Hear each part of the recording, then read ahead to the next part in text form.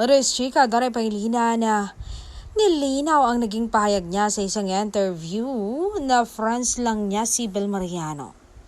Bakit kaya niya nasabing friends lang? Ito nga naging pahayag ng aktor. Friends kasi dapat ang asawa mo ang pinaka-best friend mo. Sabi nga nila, enjoy your life with your spouse or your partner in life.